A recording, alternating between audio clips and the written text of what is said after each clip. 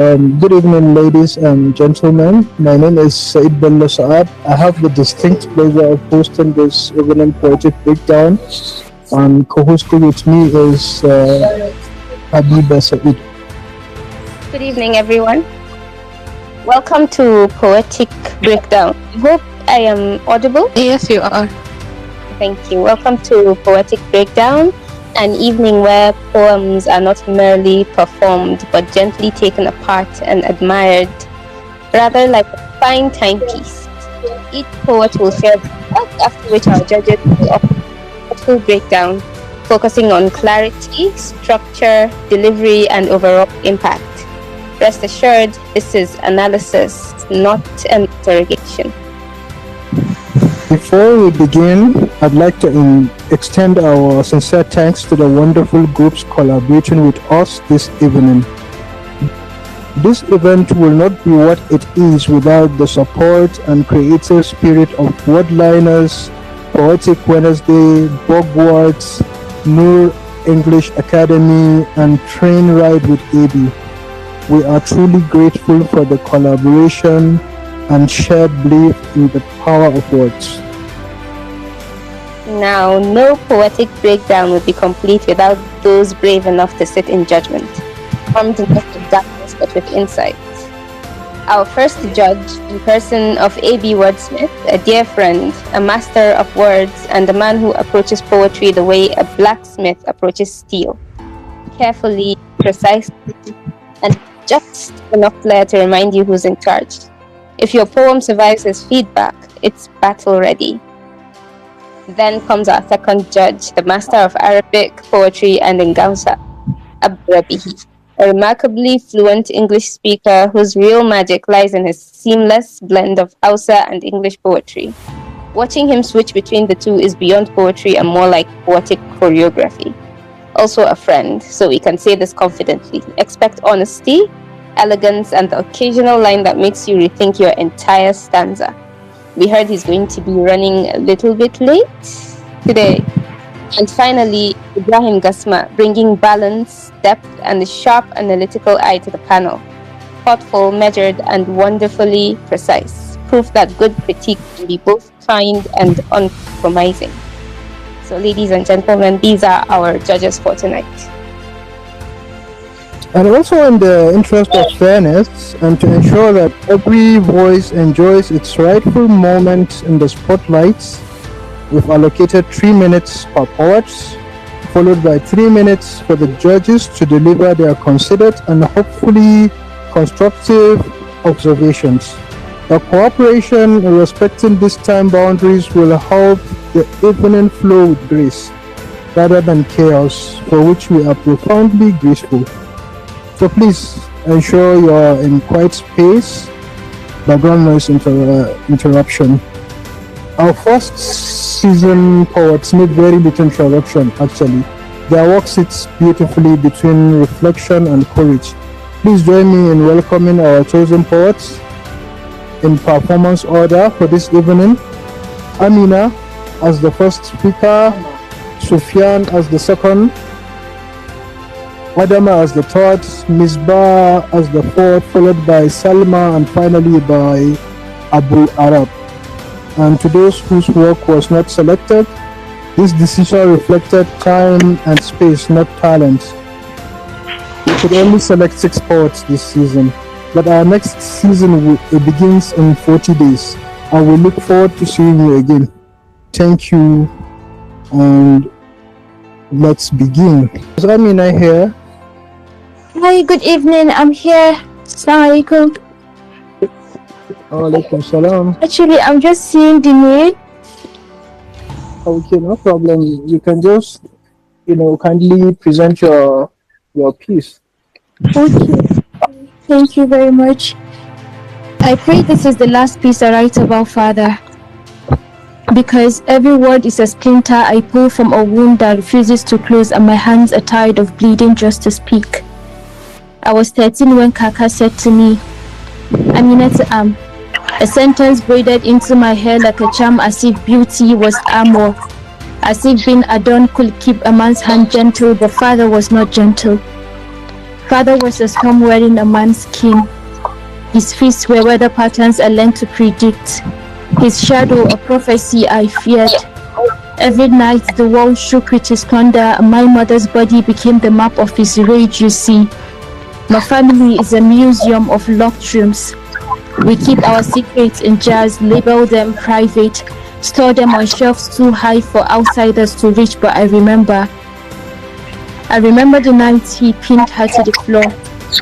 I remember the night he pinned her to the wall. The chokehold like a python made of flesh. Her eyes fixed on the ceiling as if tracing constellations only she could see. Purple stars bloomed on her skin, a galaxy Father built with his fists, yet she stayed. She stayed for us. And that is the cost I carry. Knowing I was the gravity that kept her in orbit around his cruelty.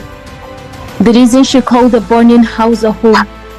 The reason she learned to swallow smoke without coughing, because they told her a woman's worth was measured by how much she could endure. That even bruise could be bracelets, even pain could be a kind of adornment. Call me Anamiji Adoni. But tell me, when the adornment is purple and blue, when the necklace is a chokehold, when the veil is the hide swelling, Shima Adoni? When your father is a monster and your mother's silence is the only lullaby you never asked for, Shima Adoni? When the only inheritance passed down is how to die slowly without making a sound, Shima Adoni? Thank you very much. I'm gonna thank you for this wonderful poem. Thank you so much. I believe it is our judge's turn to take over. So I see Abdul Rabi, he is in the house. Ibrahim is also in the house. So which one of you would like to start? Well, thank you very much. Good evening, everyone. It's indeed an honor to be part of this interesting program designed by Poetic Echoes in collaboration with other sister organizations. And let me first of all appreciate Amina for writing this piece of writing entitled Shima Aduni. I think I would like to start by saying the poem presented has some interesting qualities that a spoken word piece is supposed to have. I'm talking about the storytelling tool that Amina was able to use throughout the poem, narrating story, and then at the same time satirizing the society and also trying to point out subject matter. This is beautiful.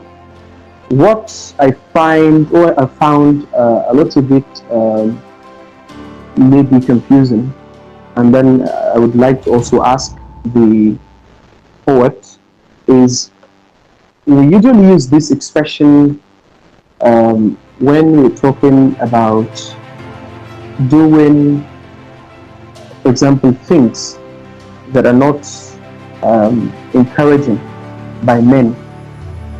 So we usually say, "Komi anamaji aduni." Like the expression is usually collocated with situations that are related to Russian time and cake, something like that. Now the poet has used this expression to talk about domestic violence, a situation in which we have the story of a father beating a mother in front of the children, and then the poet speaker is lamenting this happening because it is not just a one-time event. It happened time without number, and the poet was able to put together these experiences and discuss them. So I would like to ask the poet, is Amina around? Please, I would like to ask her. Yes, I'm here. Okay, this expression Komai namiji ado ne, I for do. example. Yes. Yeah, oh yeah. So like, how do you define it? Like, do you have any categorization of situations that the expression is usually used? Like, for example, Yes, actually, the whole piece it came from a conversation I was having with someone very close, and the person made that statement. I took abin da ɗa namiji yayi, it is I do. And like sitting to just think about it, that is how the society view it. Like it is being said. It is not like just because one person told me that's the way the person thinks. No, it is how the society thinks about whatever a guy is doing. Ita na mace ba za ta iya yi ba, saboda idan ita, if she does it, it looks like how, like it's a taboo for her to put her leg where a guy puts his own leg. For example, a guy, a man, a boy, whatever their gender, maybe actually, let's put it like he is someone that smokes. Society can actually look it as he's just a man that does it. But the moment idan na mace ta yi, like there's a way that the view, the narrative changes. Yes, I understand. Yes. Okay. Thank you for the answer. I like the fact that the phrase came to you, and thus became your inspiration. Okay. Thank you. The reason why I ask you this question is because in writing we sometimes focus on the collocation. We use some certain expressions, sometimes strangely, but if there is a certain effect that we want to achieve, and your effect is very obvious. But here, a point, being a poet, a speaker that speaks for the society, sometimes when you write, it typifies what that particular environment that you come from, for example, thinks, or for example, lives in. Like, for example, this issue of a man beating his wife. I think maybe one of the counter arguments that people might have is that, how often can a man beat his wife and you find other men celebrating the beating done by the other man? Like, I think it's something that maybe the society might one day say, "Hi, Anya, is that right?" Because many people can come from different environments, and because now knowledge is becoming well propagated in the society, people are becoming more aware of the situation. So I'm talking about style. What I will recommend is that as a spoken word artist, sometimes if we come to compose our pieces of writing related to a social issue, like, for example, issues of domestic violence, I suggest that we should try as much as we can to find maybe less arguable ways, more, for example, convincing ways of showcasing our message. For example, if I were Amina, I would just talk about the act as a bad act, because I want the society to accept this that I have brought. Sometimes when you write a piece, despite the fact that it is related to an experience that you have, and because spoken word poetry is related to the society that you are addressing as an audience, the question that people will begin to ask this is bad. Having a man beating his wife is bad. So maybe if I were Amina, I would come from an angle that, for example, cannot just blame the society for celebrating a man that beats his wife. Maybe I will come from an angle of how fathers, for example, are seen by society and also by religion and also by culture, and how someone breaches those qualities that people find in fathers. For example, a father is known to be a caregiver, is known to be a breadwinner of his family. But here comes a father who doesn't do so, who engages in beating his wife. You understand? Like, poetry can sometimes be one of the best ways to change the mindset of the society. But in our attempt to do so, we sometimes bring a method that can sometimes lead to arguments maybe after our presentation. So in order to achieve strategic communication in the way we write, I suggest that when next we come to write, let's see a problem from a better angle. Let's, for example, consider the society too. Does it support that? Maybe because it has developed, maybe knowledge has become everywhere. Things have changed, or things are beginning to change. Young people are growing, they are more educated, more civilized. They understand how to do their lives better. So things are changing, and maybe any responsible person will not appreciate what this man does. So at the same time, we are trying to write poems.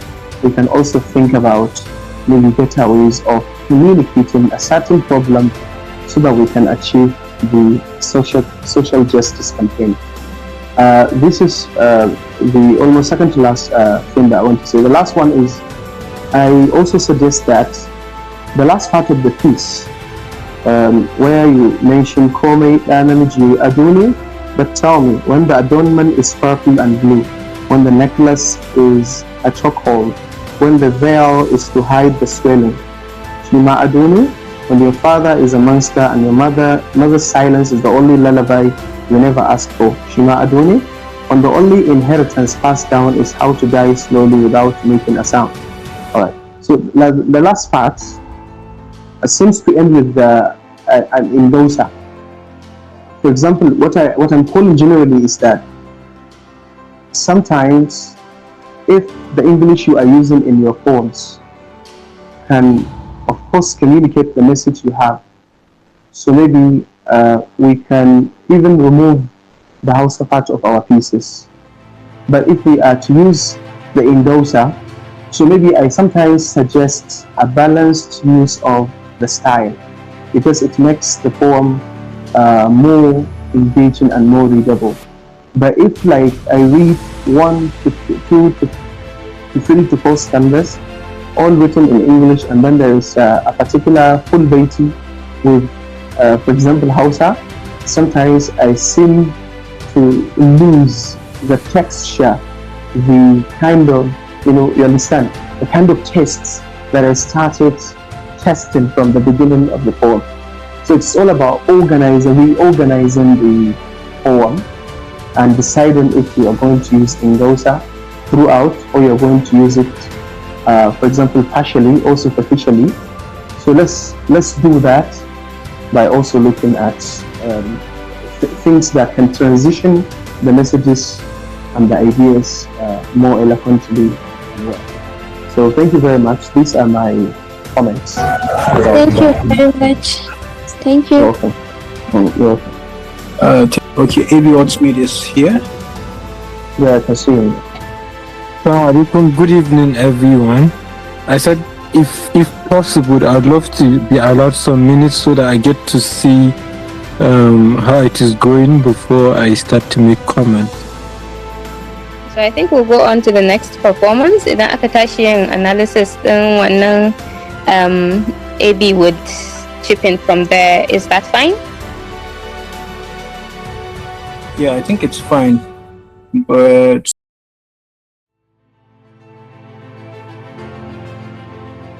where is Miss Bar?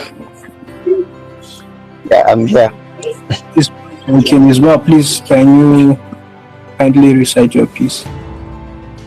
Okay, hello everyone. I am Miss Bao, and my poem title is Women, and it goes like this. Women are the most beautiful creatures of all.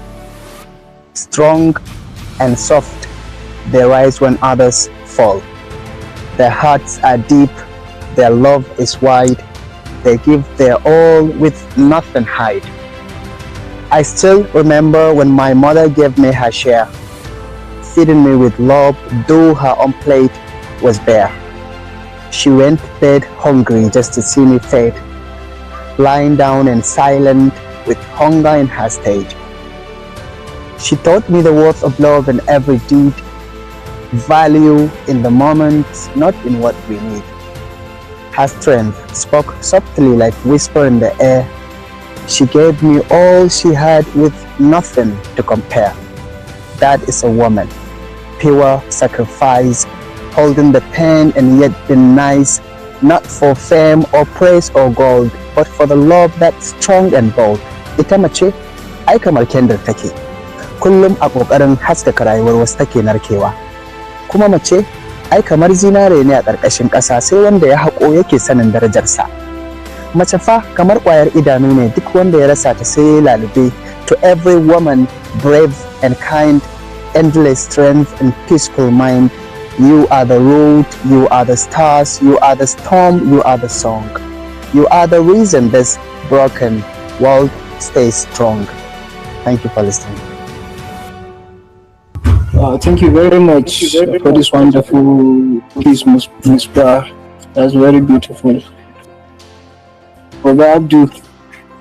Yes, I want to come second. Yeah, I want to come second. It's fair. Mr. Ebi, please. All right. Thank you for the opportunity, and I apologize again for joining it late. Ms. Bao, thank you very much for the beautiful poem. One thing I'd say generally about the poem is it's a really, really good poem, especially with the whole emotional anchor that it starts with, talking about womanhood, motherhood, all of that. I think one thing I would say is I love for me, whenever I listen to poems and whenever I write poems, I always look out for metaphors. For me, one of the strongest things that you could have in your poem is the metaphor. So, for example, the use of candle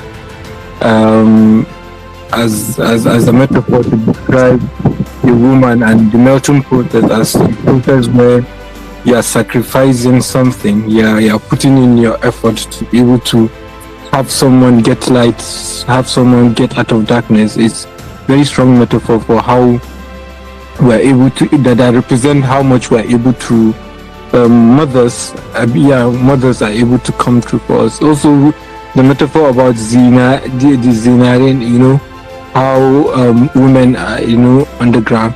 But which is where I would come in. Sometimes it's important to be able to use phrases that are exceptional and that will make them poetic, right? But in the way that there is a way to be able to present even very popular phrases or sentences or words, but be able to make it strong. I feel like that line could have been a stronger line, could have been what do I call it, presented better. So one thing I first thought of when I started reading is, oh, this is a sonnet. I thought, yeah, this is a sonnet.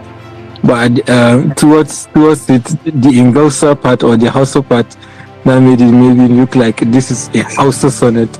So I like to believe that you experimented with style here, which is quite a good thing. I love to see experiments and what do I call it? Yeah, I like to see experiments. We started with this very good rhyming scheme, and then at the end, it felt like you're trying so hard to squeeze the what do I call it, rhymes into it. But overall, this is a really good piece. I feel like one of the things that you could really avoid in your poems is cliche. Like for example, there is a very what do I call it? If to say in the lack of a better word, extravagant use of adverbs. Is it adverbs or adjectives?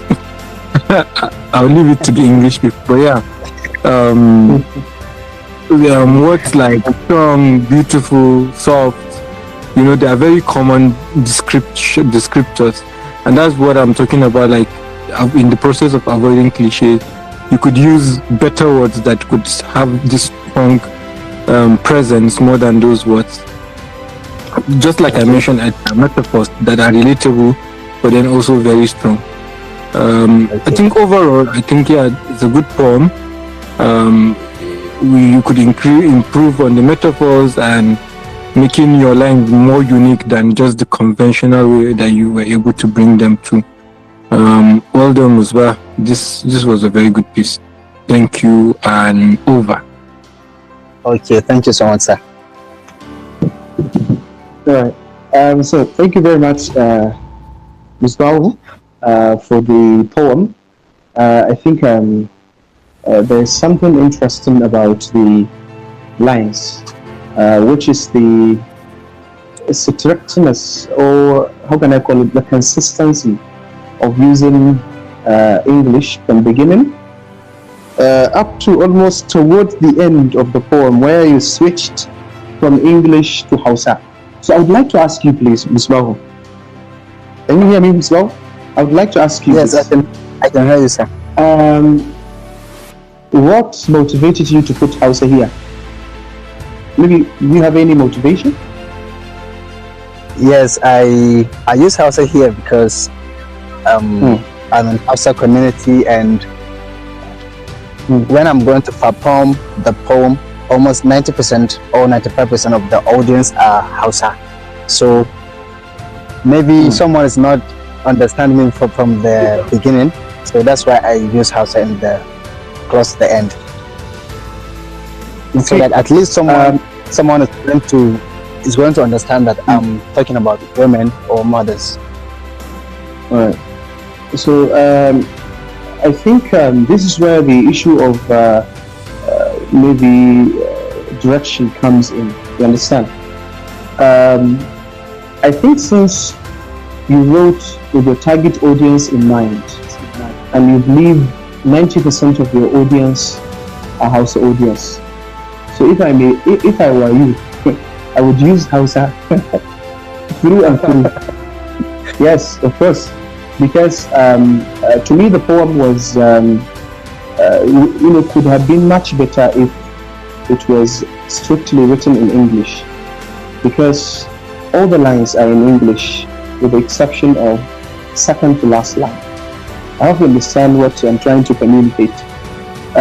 So, and that second to last line doesn't contain or doesn't embody the whole things you have described.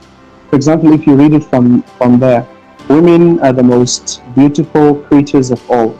Strong and soft, they rise when others fall. Their hearts are deep, their love is white. They give their all with nothing hide. With nothing to hide or nothing hide. With nothing to hide. I think it's nothing to hide. But if I write, if I go with it's nothing to hide, it will not. The meter, my meter is. I will lose meter. So if you look at it, the rest of the lines carry some certain messages to your English audience, and then all of a sudden you switched into Hausa. So my advice is that I think you can just write the poem even in English, and it could have sound much better.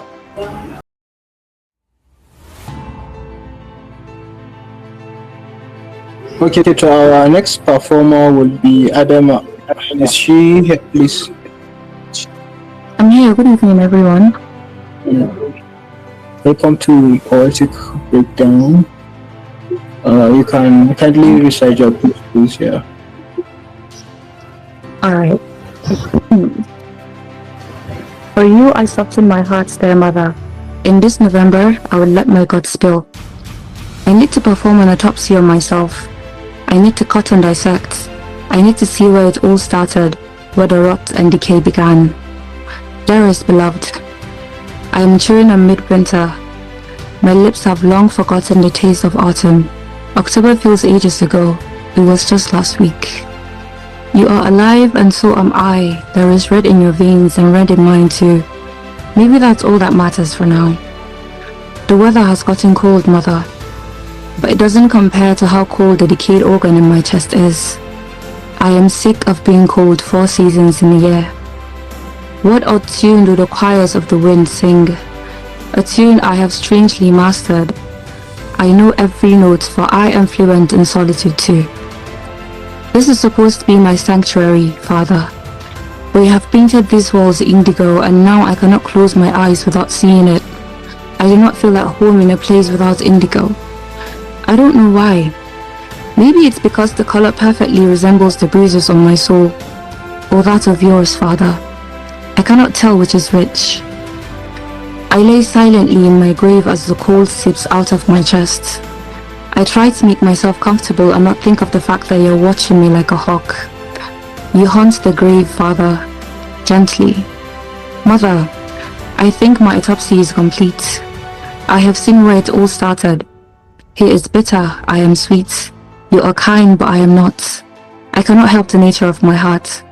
But I'll try, Mother. I promise you I'll try. I am a poet, even without warmth. I refuse to let the cold silence my voice. I refuse to allow it to dry up my pen. So hold me, Mother. Hold me in between the grief so that something good exists in the chaos. I am not all alone, am I, Mother? Your skin offers relief. So I hold on to you, Mother, forgetting that hands are meant to drop what matters most. I have swallowed so many tears, gulped down on screams I should have left out. They have gathered and formed a salt lake. No wonder my eyes are full of crystals. Over the arc of November, I will perform another autopsy. I need to spill my guts out and get rid of any rotten feelings. The butterflies have broken wings, and so do I. Thank you for listening. Thank you very much for this wonderful piece. And now I'll hand it to our judges. Thank you very much, Adama. Please, I would like to start by asking you this. What was your motivation for writing these lines? Like I said in my description, the entire piece is about self-discovery while trying to recognize patterns in the people that brought you up and the environment you grew up in, or I grew up in, since it's about me. Okay, I understand. All right. Thank you very much for the answers. I love the rendition. That's number one. Number two, I also like how you're able to use autopsy. You know, because autopsy is a test that is done to somebody who dies, and it is not usually the person who dies that does the autopsy. It is usually somebody else. But in this poem, you made that happen. So you are the dead. For example, the court speaker is the dead, and it is the person conducting the autopsy for almost 2 times. What I would like to comment first is the clarity. You know, of course, my guess and yours are right that it is a poem about self-discovery involving father and mother. But then, if somebody is listening to you, then they may need to get the gifts. I mean, they may need to, for example, understand, have some clarity on where you're going. In speech making, there is what we call signposting. Signposting is when you use phrases to show where you are going. In poetry too, there is something that resembles that. It is how you open your lines and how you, for example, continue building the lines, building the description up to the end of it. So my first advice is maybe you can revisit the poem and try as much as you can to relax the language, or rather to use, for example, clearer words, clearer diction, so that the audience can relate to it. There is a world of difference between the poems we read on pages and the ones that are performed. The ones that are performed are meant to be communicated intermittently with the performers. So when somebody is performing, the expectation is to listen and to enjoy, and at the same time to comprehend, to understand what the poet is performing. So this is number one. Number two is about the length of the lines. Mala Ismail Bala has this beautiful phrase to say. He says in one of the events that took place recently, I think I was with him, and he was saying this during the event, that if he sees that a word in his poems, for example, cannot contribute in producing the meaning that he is working on, he quickly removes it. That's what he does. And this is, an excellent way to filter out any word that doesn't carry a certain meaning to what you are trying to communicate. So I advise that maybe the lines are a little bit lengthy and they can tire the listener, given the fact that the beginning is not it's not clearly, for example, communicated, so the listener may get lost. And then when the poem, lingers, when it goes longer than expected, then the audience might get bored. So a performance poet is doing a lot of things at the same time. There is a better term for this. It is called multitasking. You are performing, you are communicating, you are at the same time using your body to, for example, to send the message that you are trying to say. And then before you came out to the stage, you also have to sit down and write the lines and rewrite them. So I suggest you work on these important aspects, and you should also work on metaphor. Some lines are very much relaxed and you are supposed to tighten them. For example, if you look at, for example, you are alive and so I am, there is red in your veins and red in mine too. Maybe that's all that matters for now. So the language is very relaxed. It feels, in order to make it more poetic, then observe the diction so that you can make it much better. And then your rendition too can also, be improved. I believe rehearsal and practice and reading it out loud so that you could hear what you are saying can help you a lot in making the performance much better. So these are the things, some of the things that I would say. Thank you very much for your effort, and more power to you. Thank you very much, sir, for your insight. I will definitely thank you once again. You're welcome. Mashallah, you're welcome. Adam Jaffa. There is something unclear concerning this line where it said, I lay silently in my grave. This particular line, I wanted to ask this question. Is this a death wish you are asking, or maybe you are just simply surrendering to something? This particular line is kind of unclear to me. I just want to know what's your thought about it. Thank you so much for that question. I used grave as a metaphor for bed, or basically any safe space for resting. It's not a death wish, it's metaphoric. Okay. Thank you so much for that. So we can continue.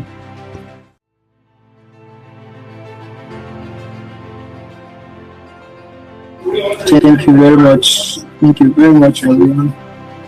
Before we move on, does anyone in the audience have any question for our judges? My name is Khairullah Ahmad, and I noticed that whenever the judges ask about a poem, the first thing they usually ask is, what was the inspiration? So I want more clarity on that, please. Does the inspiration really, why is it like the primary thing that gets asked when an analysis on a poem is being done. Thank you very much. Thank you very much, Mohammed. Well, I think it is not like a tradition or custom. You understand? Sometimes there is what they call point of departure in poetry. And if you read poems written by experts, the first few lines that you begin to read can help you a lot to discover what was the inspiration. Inspiration always helps a lot in creating a certain meaning that is fair to the meaning that the author is trying to create. This is one of the maybe disadvantages of judgment in poetry, if I may be honest, because you are asked to observe and make some comments so that the pieces will be improved. So understanding somebody's point of departure is highly important. You understand? When for example, I ask about, for example, your inspiration, it's like I'm just trying to learn what inspired you to begin the lines, because sometimes I connect the dots through somebody's inspiration and the opening lines. In essay writing, they say introduction should have attention getters. In poetry too, how you open your poem, means a lot. And it tells whether the middle and the end can be so nice or something like that. If the opening doesn't, for example, sit down well with the audience, then they may lose hope when they go there. So it is not a custom, it is not a tradition, but it's a way that helps me, especially me in particular, to drive out meaning that is fair to the author, because I don't want to be like a critic who interprets the poem the way that he or she wishes. Ours is like more realistic. We want to understand how somebody communicates, and from there we can help him or her make the writing better. So I think that's the essence. It is not a custom or a tradition or something like that, but it helps me in my own affairs. I hope I have answered the question right. Yes, you can. Now I get the logic behind it. Yeah, the reason also in Musabaqat Amir Shu'ara, there is one poetry event that happens in Abu Dhabi. So they sometimes also begin with that question. Yeah, thank you.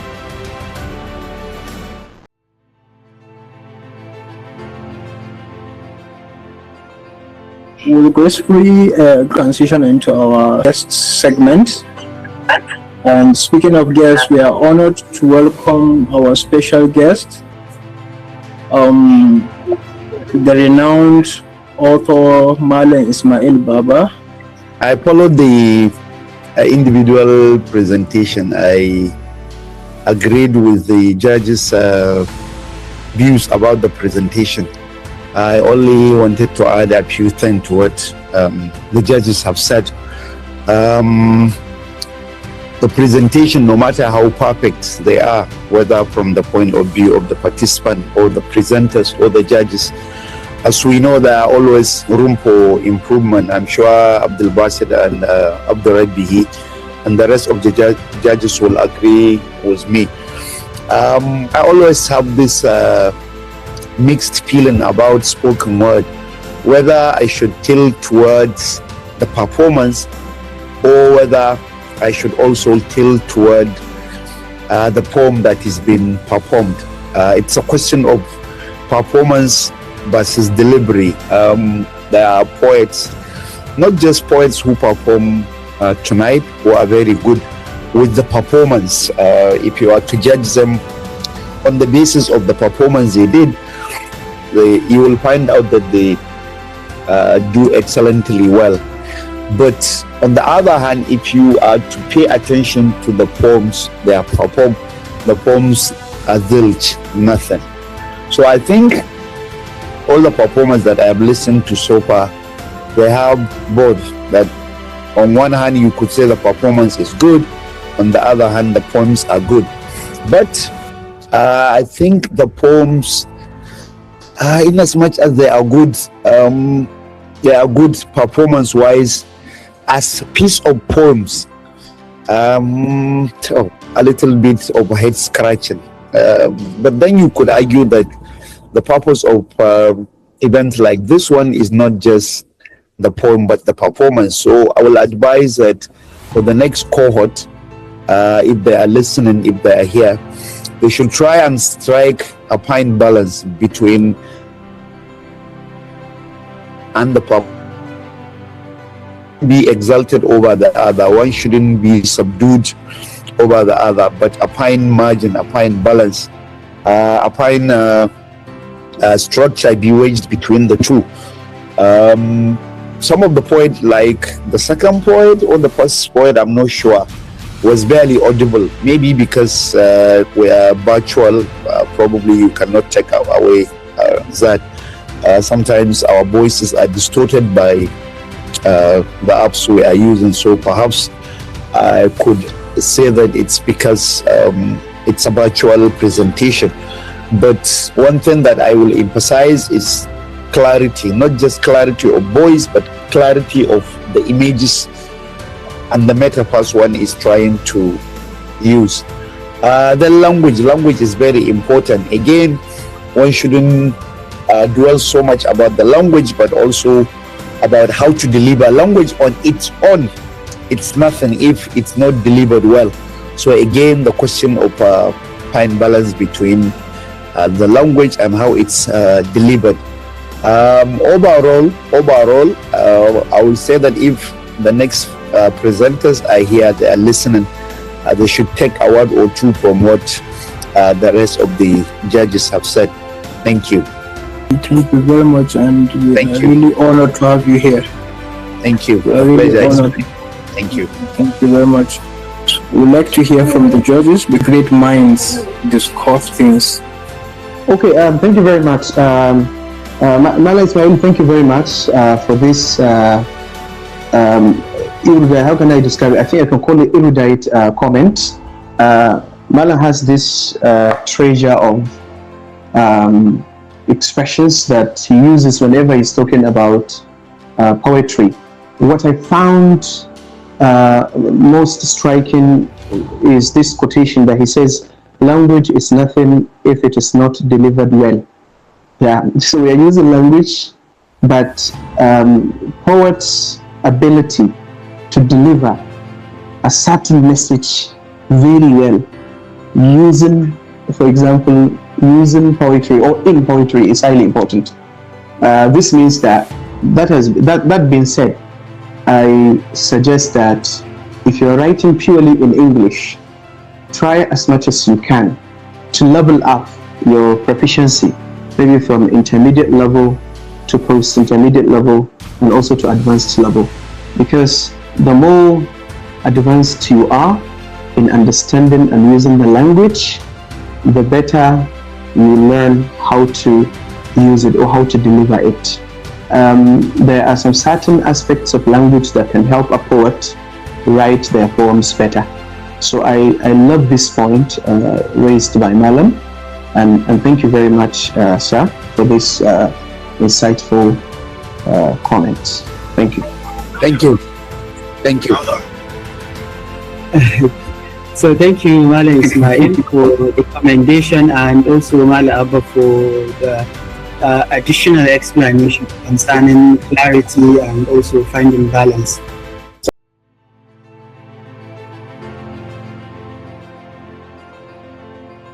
Salma, are you here? Yes. Please kindly recite your piece. Okay, good evening, everyone.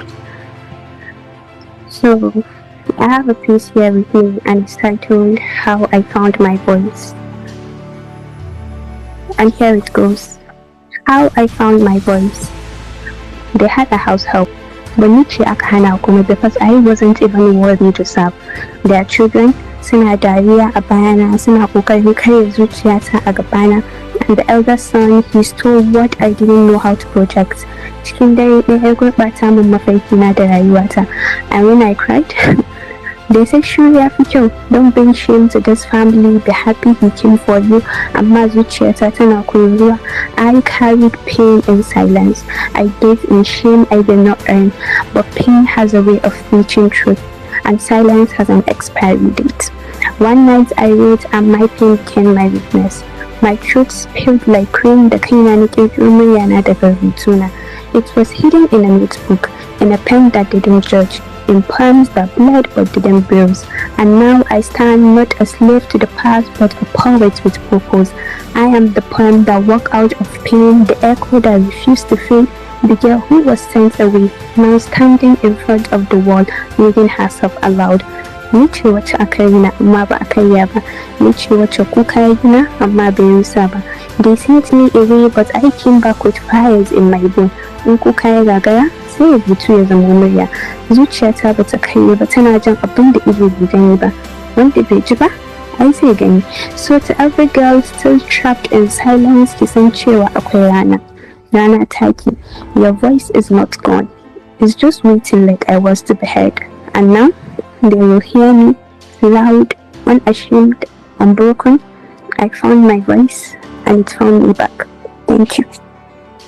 So, Assalamu alaikum wa rahmatullahi wa barakatuh. So thank you so much, Salma, for the wonderful piece. We really enjoyed. My question, where it's kind of unclear, this in the beginning of your poem, to this particular line where you said, one night I wrote. So this particular transition, is it emotional climax or some sort of kindness in between? Well, I think I was just tired of crying into the pillows, so I decided to set myself free. Okay, what about the other line where you said, and now I stand? I would like to know which part of standing you mean. I mean, is it on stage or is it internal? Something internal? On stage. Okay. I think that's all from my own side. Mala Abba? I listened attentively to the... Okay, here, I think that the title, I think, is this. How I Found My Voice, right? Yes, sir. Okay, good. Thank you very much for the poem and for the recitation. I would like to start by commenting about the diction, the choice of words.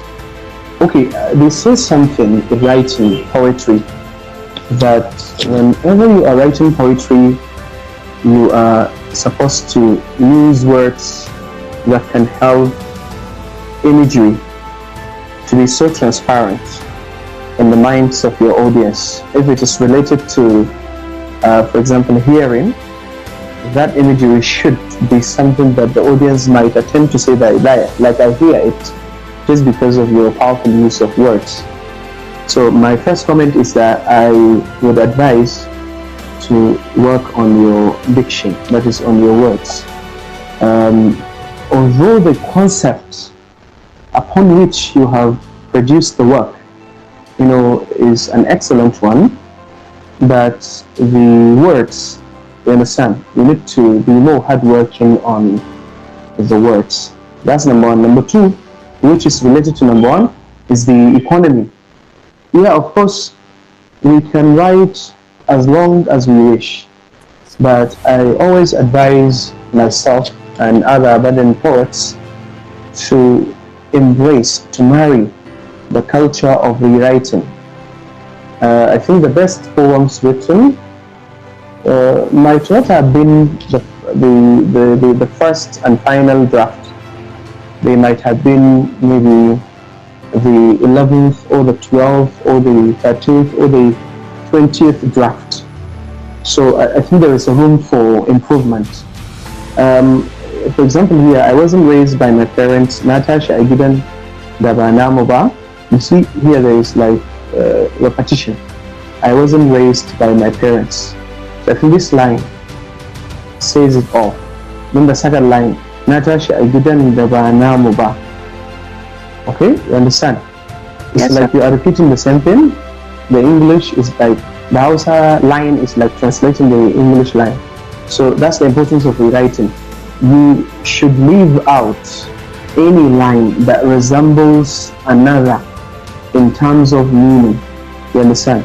So putting these lines together in one standard makes the poem or the standard redundant. So I advise that you work on that, issues like that.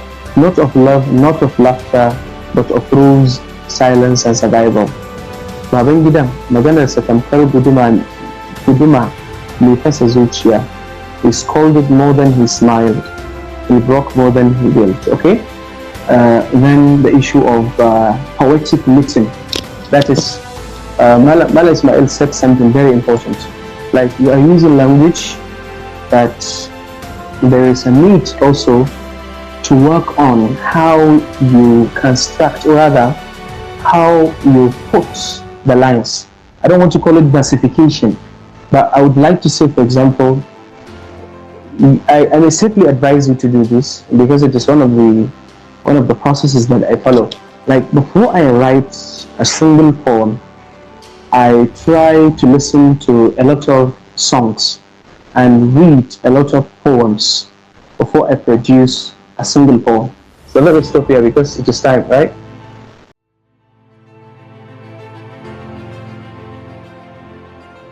Thank you very much, Oga Abdu and Oga Ibrahim, for these wonderful critics. And we would like to move on to our next poet, Abu Arab. Good evening, everyone. My name is Adam Ahmad Abu Arab, and the title of the piece is Yawm al-Wa'id. This goes like this. Tahziri mai razani domin ƙara wa juna sani game da wata rana mai tsananin zafin ranar da za ta sa na mance da ɗana gabas da yamma cikin hannuwana na kasa tantance wanne ne dama da kafirai za ta kasance masomin nadama. Yau mai ƙumin nasu da rabbil alamina yau mulba'as, ko ka ce yau mulkuruj, ƙwarai ranar fitowa daga kaburbura, daga na farko har waɗanda suka bauta wa tsumburbura cikin firgici, razani da gudu zuwa ga ilahu domin tantance waɗanda suka yi aiki kan la ilaha illallah. Yawmul qiyama, ranar tsayuwa marar iri na dukkan ƙabilu iri-iri da suka wanzu a gari sama da shekaru biliyan ɗaya. Yawmul qiyama astaghfirullah, kuma yawmul rana da kawai tunanina cikin zuciyana da kwakwalwana ya zan ceci kaina zuwa ga inuwar al'arshin mahalicina don samun ruwan kurɓa ga makocina. Ranar tafiye da tambayoyi na dukkan hanyoyin da bayi suka ɗauka bayan dogon layi na annabawa da manzanni da ar-rahman ya turo a kowane zamani. Yawmul adl, ranar gaskiya kwabo da kwabo, ranar manta soyayya da sabo, ranar fitowa da mizani don auna aikin ɗan adam da aljanna. Kowa ya kasance cikin biyayya da aiki bisa kyakkyawar niyya domin tseratar da shi hawiya, amma ka ga mai kiyayya wanda aikinsa kullum biya da haddasa fitina da hayaniya, mazauninsa da abokansa hawiya. Yau matubulas sara'ir, ranar bankaɗo dukkan zalunci na shugabanni da munafunci na ɓoye kafirci a zuci da bayyana musulunci. Sara'ir, na asiri da asirai na raba 'yan uwa da munafukai kan yi can da nan har a bagwai. Sara'ir, na ha'inci da maha'inta, na gulma da magulmata, na sata da masu sata a ƙasar su da ƙasa. Thank you. Yeah, thank you very much, Abu Arab. Thank you very much for the piece. Thank you. Yeah, I think there's something that I found very much interesting in the piece is how the poem educates. It has some ayats of the Quran, and the rest of the lines usually explain the meanings of the ayat. This is brilliant. I think poetry is sometimes used as a way of passing information, letting people know about some certain concept that might be difficult to comprehend. I like that about the piece. It has a very good point of departure, but my only concern is, like, the poem started with Taziri Mirazan and the poem ends with يوم تبلى السرائر. Of course, the poem is describing the day of the judgment and the happenings and so on. So I suppose that the poet has been just a message carrier. He carries a message, he delivers it, and that's it, as if he isn't even part of it. so maybe I don't know whether there is a closing line that, for example, might call the attention of somebody about the day of judgment, because the poet has described every certain calamity, every certain pain that we might face during the day of judgment. And I don't know, there is this line where Abu Arab mentions a certain number, and I would like to ask him about it. Abu Arab, are you there? Yeah, I'm here, I'm listening. There is where you talked about Shekaru million Dubudari. Yeah, of course. Is it hyperbole? Or for example, are you exactly referring to the years? No, I'm not exactly referring to the years. Yeah. So the reason why I wrote brilliantly in the line is because to count the years is quite impossible. I think there's no history book that discusses the number of the years in the world, right? Yeah. So it's just like true. To give it a snippet of the years, since we don't actually know the exact numbers of years or the age in the world. That's why I said brilliantly as just our friend can replicate. Yeah. Okay, so in that regard, I suggest maybe we can use an element of comparison, kamar million dubu, something like that, because the way you put it, it seems to be like you are given the exact figures, which I think, as you stated, it's very impossible to guess the years or to even count them, right? So maybe I may simply, if I were Abu Arab, I would simply use like, because it's like I'm not saying this is the exact number. So, and then you repeat Sara'ir in two places. Sara'ir asiri da asirai. And then the second Sara'ir, na inchi da naha inta. Yeah. Why the repetition of Sara'ir and Sara'ir? The flow of language for the listener to yeah, I'm still talking about the Sara'ir. I'm still talking about the secret of people, the secret of those that have told, and the secret of those that have engaged in certain activities. I think that part of the poem will become lengthy henceforth, inshallah. So I repeated I'm still talking on the ayah. Yeah. Okay, I understand. So on the whole, I know there is always a room of rewriting. I love the poem because, as I stated, it informs, it educates, it translates the verses that are in Arabic. So even if somebody doesn't understand the Arabic part of it, he or she might understand the translation, especially because it is written in Hausa. So I think we can keep rewriting until it feels better. To me, putting Sara'ir in two places, of course, can be a wise thing to do by a poet, but if I were the poet, maybe I will just use one, and then I will use different words to say different things. Yeah, that's it. So thank you, Abu Arab, for that. And please, before I start, is Ms. Bawa around? Okay, so this is for the comment's sake.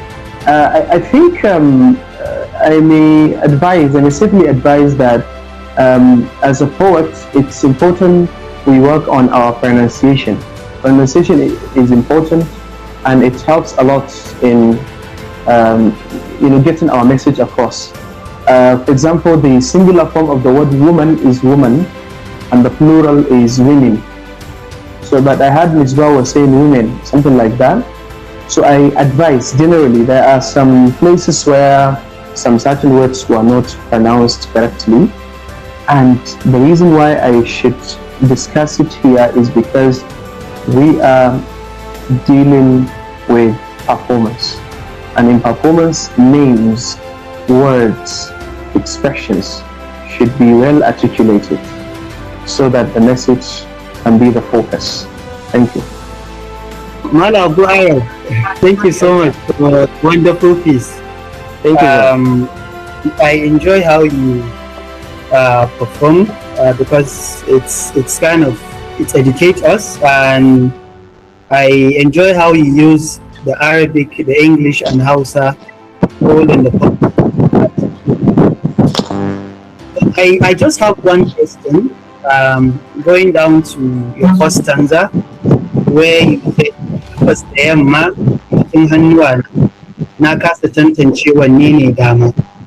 So this particular line, I wanted to ask, is this an evocative image or a description of what that day will feel like? Yeah, it's a description of what the day of judgment will be like. The day of judgment, no one will know where Gabas is and no one will know where the Yamma is. And because of what humanity will face, no one will be able to differentiate between his hands, because the calamity, everything that's everything that we face is like something that we've never witnessed, and our heart has, like, we've never have even a simple drop of it. So that's why I say Gabas Zayamba, like, now is very much easy in the world for a person to know where the east is and where the west is. We have geographers that when they look at the sky, they will just know this and that.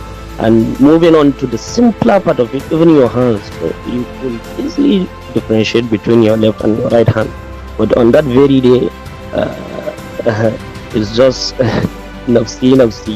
So that's true. So thank you, Abu. Thank you very much, sir. I really appreciate it. Okay, Mala Ismail is back. So welcome back, sir. Thank you. I saw the video go back. That's why I left. Yes, sir. Thank you so much. I was asked to end with any more additional advice. Well, I will say what I always tell Abdurabi, that if you want to be good at something, sometimes practice is not enough. Of course, the more you practice, the better and excellent you become at what you practice. But also, since this is something that involves a performance, it's an art and science. So I will advise people to watch videos and live presentation of the spoken word artists that they love, even those that they don't like. They could find one or two things to imbibe, to copy. Like written poetry, imitation is the highest form of flattery, and we all start by imitating poets that we love prior to developing and getting a distinct voice that we can call our own. So for one to have a style of presentation that is wholly his or her own, one needs to also in a way imitate. By imitation, I don't mean crass copying, but I mean watching videos, performance of other spoken word artists. From there, one will learn a thing or two. So I will advise that we read, even though you are a spoken word artist, you could also improve your overall craft by reading other people's work and by watching a lot of videos and performance of other spoken word artists. Thank you. Thank you, Mala. Thank you so much. Thank you, Wale Ismail. Thank you, Luba. I think with that, we are going to be rounding up on this season of our poetry session. So to everybody that participated, To the poets, thank you for your courage, your voice, and your truth. You gave this stage meaning. To those who auditioned but weren't selected, your effort is deeply appreciated, and we encourage you to keep writing and growing. We look forward to seeing new poetry and new voices in the next season, inshallah. To the judges, the volunteers, technical crew, and everyone working behind the scenes, this event would not exist without your time, energy, and support. Thank you very much. And to the audience, thank you for showing up and truly listening. So from all of us, from the bottom of our heart, thank you for making this more than just an event. You made it an experience. Thank you. Thank you very much. Our next season will be coming up in the next 40 days, and each session will run for about 90 minutes, giving every performance enough time and space to really be heard and appreciated. Thank you very much, everyone. And it's wonderful having you. Thank you. Thank you, everyone. Have a good night, everyone. Thank you. Thank you, everyone. Thank you, everyone. Bye. Goodbye. Have a good night, everyone.